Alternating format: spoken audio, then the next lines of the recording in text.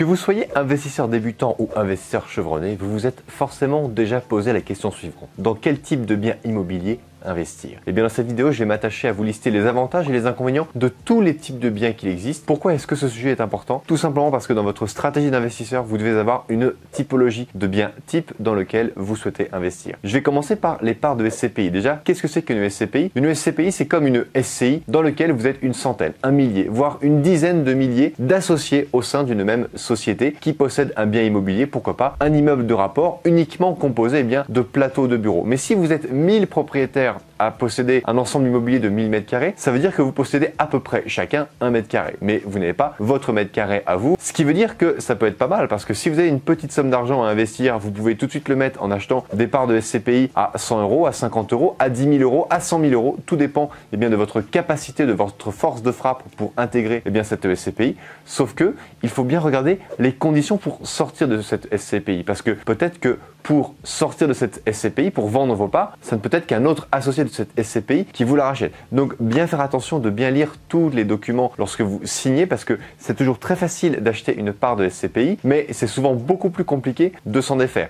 Mais sachez qu'il y a quand même des partenaires financiers, des banques, qui peuvent vous financer pour acheter des parts de SCPI parce que c'est comme si vous achetiez de l'immobilier vous-même, sauf que ce n'est pas vous qui allez gérer, ce n'est pas vous qui allez faire rentrer, sortir les locataires, ce n'est pas vous qui allez percevoir directement les loyers. Il y a différents organismes qui vont passer entre vous pour justement arriver à vous verser vos propres dividendes. C'est comme investir dans une société à dividendes, c'est exactement le même fonctionnement. Ça, c'est si vraiment vous avez que 500 ou 1000 € à acheter en immobilier, que vous ne voulez pas entendre parler du crédit, ça peut être un premier pas à faire en achetant des parts de SCPI. Maintenant, vous avez le premier bien immobilier que vous pouvez posséder en propre, le plus petit, le moins cher, c'est bien souvent la place de parking ou le box, donc box de parking, box de stockage. Vous imaginez une place qui fait 4 mètres de large sur 5 mètres de profondeur, 20 m². Vous l'achetez dans un sous-sol d'un immeuble au sein d'une copropriété et vous pouvez acheter ce type de bien dans les plus bas prix à 7-8 000 €, mais on peut monter à 30, 40, voire 50 000 € dans les très grandes villes. Donc attention de bien calculer toujours le bon rapport locatif et justement pour bien comprendre combien ce bien va vous rapporter,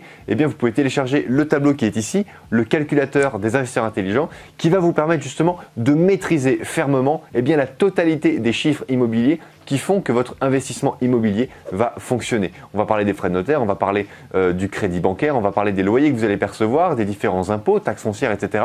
Et une fois que vous mettez tout dans la machine, ça vous dit si oui ou non vous êtes rentable, est-ce que vous respectez la règle des 70%, etc., etc. Donc voici le plus petit bien que vous pouvez posséder en totalité avec une petite somme d'argent. Sachez même que vous pouvez même utiliser un crédit étudiant pour acheter votre première place de parking et justement commencer un empire immobilier. Beaucoup de gens ont commencé des empires immobiliers avec justement une petite place de parking pour commencer, qu'ils ont peut-être acheté 5 000 €, qu'ils ont commencé à louer 50 ou 100 € tous les mois et puis il y avait déjà 10% de rentabilité. Donc attention parce que l'inconvénient de la place de parking, c'est que c'est forcément assujetti au revenu foncier, ce qui veut dire que vous avez la plus forte des fiscalités qui va s'appliquer dessus, sauf si bien sûr vous l'achetez au travers d'une SCI fiscalisée à l'impôt sur les sociétés, mais ça c'est le sujet d'une précédente vidéo. Donc voilà un sujet qui est important à maîtriser. Maintenant, l'autre bien immobilier qui vient au-dessus du parking, c'est le studio. L'avantage du studio, c'est que vous en avez des milliers à vendre et ce sont des biens qui sont très faciles à trouver. En revanche, l'inconvénient, c'est quoi? C'est que ce sont des biens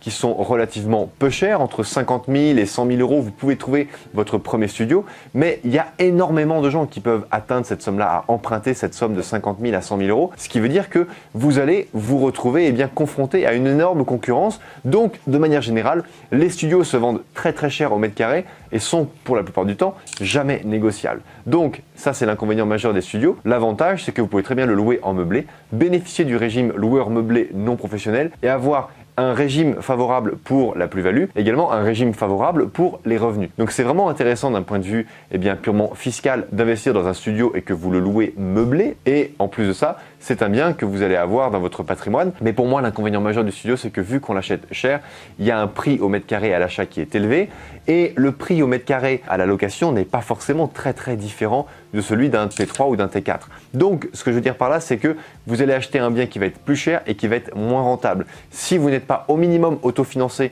pour votre premier bien immobilier, vous risquez de vous tirer une balle dans le pied pour investir dans d'autres biens immobiliers derrière. Donc ça risque d'être vraiment embêtant si vous allez trop loin, si vous faites trop d'opérations de ce type-là qui ne sont pas assez rentables. N'oubliez jamais que si vous voulez performer en immobilier, investir encore, enchaîner encore les appartements, vous devez impérativement être rentable. Faites en sorte que vos appartements vous rapportent plus chaque mois que ce qu'ils vous coûtent en crédit, taux d'assurance, capital, intérêt inclus. Donc faites vraiment attention à bien soigner ce paramètre. Au-dessus du studio, on a un autre type de bien, c'est le T1, c'est-à-dire que c'est un bien immobilier avec une chambre séparée. Donc c'est pas comme le studio. Le studio, on dort dans la cuisine quelque part, alors que le T1, eh bien vous avez une chambre à part de l'espace de vie. Donc dans l'espace de vie, vous avez le salon, la cuisine et voilà l'espace un petit peu commun. Et puis vous avez une chambre qui est séparée. Ça c'est le T1. Le T1 bis, c'est un petit peu la même chose. Si vous mettez une deuxième chambre qui est par exemple séparée par une claustra ou par une cloison qui n'est pas une cloison, mais qui sépare un petit peu l'ensemble avec deux espaces de couchage. Voilà un petit peu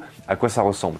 Donc si vous investissez dans ce type de bien, déjà vous allez avoir des biens immobiliers avec un prix au mètre carré à l'achat un petit peu moins cher que pour un studio, avec des prix à la location qui vont rester quand même élevés et qui vont être idéaux pour justement réaliser de la location courte durée. Donc là, tout dépend comment vous allez exploiter ce type de bien immobilier, mais vous allez justement arriver à commencer à créer de la rentabilité par le mode d'exploitation. Rappelez-vous qu'il y a 3 paramètres pour justement peaufiner la rentabilité d'un bien immobilier, c'est le financement, la fiscalité et l'exploitation. Vous retenez FFE, fiscalité, financement, exploitation. C'est vraiment important de maîtriser ces 3 paramètres-là parce que c'est ces 3 paramètres-là qui vont vous permettre de transformer un investissement immobilier ordinaire en investissement immobilier extraordinaire. Ensuite, vous avez le T3, T4, donc ça c'est très simple. Quand c'est T4, vous faites 4 moins 1 et ça vous fait 3 chambres. T3, ça vous fait 2 chambres. Bref, plus vous allez avoir des appartements qui vont être vastes, plus vous allez avoir un prix au mètre carré qui va être réduit à l'achat. Et vous pouvez également, grâce à l'exploitation, booster la rentabilité avec de la location moyenne durée, des locations qui font 9 mois maximum,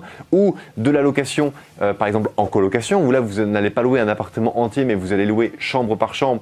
Et donc, ça revient dans un appartement de 4 chambres à louer le prix d'un studio, et bien chaque chambre au sein d'une colocation. Donc, ça permet vraiment d'être très très intéressant. Et pour moi, il est vraiment ici capital lorsqu'on est investisseur d'être câblé d'un point de vue business et rentabilité lorsque vous allez faire un bien immobilier. Il faut acheter des biens immobiliers dans lesquels vous pourriez investir, qui vont s'autofinancer, dans lesquels il y a bien sûr de la tension locative, mais surtout, le plus important, c'est qu'il y ait une forte rentabilité. Pourquoi? Parce que si vous ne soignez pas la rentabilité de votre premier investissement, lorsque vous allez appeler votre banquier pour justement vous faire financer un deuxième investissement, il va vous dire bah, écoutez monsieur Dupont, je suis désolé, mais vous n'êtes pas rentable sur votre première opération, donc nous avons vu que vous ne saviez pas faire, donc on ne vous finance plus. Et là, quelque part, il va falloir vous séparer de votre premier bien immobilier, le plus souvent avec perte et fracas, pour racheter quelque chose d'un petit peu mieux, pour justement arriver à faire en sorte d'être finançable sur le long terme avec justement votre partenaire financier. Donc ça, c'est vraiment les différentes catégories d'appartements. Et après, on a bien sûr l'immeuble de rapport. L'immeuble de rapport, c'est quoi? C'est un bien immobilier qui est entier, dans lequel vous achetez un lot, par exemple, de 5 appartements avec pourquoi pas un local commercial au rez-de-chaussée. Mais la totalité du bâtiment, eh bien, est à vous. Ce qui veut dire qu'il n'y a pas de copropriété. Vous êtes bien 100% propriétaire de tout et faites bien attention. C'est la raison, une fois de plus, pour laquelle vous devez absolument avoir votre propre notaire dans la boucle avec vous, parce que si vous n'êtes pas propriétaire à 100% du bien immobilier, vous allez être contraint à des règles qui régissent les règles de copropriété qui font que vous allez être déficitaire. Pourquoi? Parce que si vous possédez 90% du bâtiment et qu'une autre personne possède 10%, votre pouvoir de vote aux assemblées générales est plafonné à 50%. En fait, vous avez autant de pouvoir que celui qui est minoritaire. Donc faites toujours attention de toujours avoir un pouvoir de vote qui est équivalent à ce que vous allez payer. Donc ne soyez jamais majoritaire sur vos parts, sur vos tantièmes d'une copropriété. Autrement, c'est vraiment la course à la faillite parce que les autres copropriétaires peuvent tout à fait vous faire chanter. Mais si vous avez bien validé que sur le plan cadastral, il n'y a bien qu'un seul lot et que vous allez acheter la totalité et qu'il n'y a pas d'autres copropriétés, que le notaire a bien procédé à la vérification des hypothèques antérieures, qu'il a fait faire un état trentenaire, etc., vous allez pouvoir être sécurisé sur la belle et bonne possession de la totalité du bâtiment. Mais moi, ce qui m'intéresse beaucoup avec l'immeuble de rapport, c'est que vous allez acheter par exemple 6 appartements pour le prix de 4 ou 5. Pour moi, acheter un immeuble de rapport, c'est la différence entre achat en gros ou acheter au détail. Forcément, c'est beaucoup plus cher d'acheter un petit paquet de riz au détail plutôt que d'acheter une palette de riz. C'est exactement le même riz, sauf que vous avez acheté une tonne d'un côté ou un paquet de 1 kg. Forcément, le paquet de 1 kg va être vendu 3-4 fois le prix parce que le commerçant doit bien sûr se faire sa marge. Et c'est comme ça qu'ils font leur marge. Ils achètent en gros et ils revendent au détail. Mais avec l'immeuble de rapport, pour moi, ce qui est vraiment important, c'est de bien maîtriser tout l'environnement financier parce que là, vous allez avoir des frais à gérer par rapport aux parties communes, par rapport à la toiture, par rapport au sous-sol s'il y a un sous-sol. Et donc, vous devez vraiment maîtriser tous les aspects d'un bien immobilier. C'est la raison pour laquelle, si vous me connaissez depuis un moment, eh bien, je ne recommande jamais l'immeuble de rapport pour un investisseur débutant. Je préfère déjà que vous fassiez vos armes avec un parking, un studio, un T2, T3, déjà bien voir comment se déroule la partie crédit, la partie vente, la partie financement, la partie fiscalité. Vous voyez un petit peu comment ça se passe. Et puis, 6 mois, 12 mois, 18 mois après, si vous vous sentez à l'aise, ok, allez-y, dirigez-vous sur un immeuble de rapport. Mais il faut absolument que votre première opération, que la précédente, soit un véritable succès. Mais attention, je vous le répète, si vous voulez vraiment maîtriser l'immeuble de rapport, vous devez déjà maîtriser le calculateur des investisseurs intelligents dans lequel on va parler de la règle de 70%. Vous allez pouvoir rentrer les différents loyers avec les différentes charges, également tout ce qui est taxe foncière, taxe d'habitation, taxe sur les locaux vacants, parce que la taxe d'habitation n'existe plus, mais si c'est une résidence secondaire, eh bien, elle existe encore. Donc, faites attention de bien tout maîtriser si vous voulez vraiment faire en sorte que votre investissement dans un immeuble de rapport soit un pur succès. Voilà, chers amis, cette vidéo est terminée, j'espère qu'elle vous a plu. N'hésitez pas à la liker, à la partager, à vous abonner à la chaîne si bien sûr ça n'est pas déjà fait. Et comme d'habitude, posez-moi toutes vos questions en commentaire, je me ferai une joie immense d'y répondre personnellement. Crise ou pas crise, on fait la route ensemble. Ciao!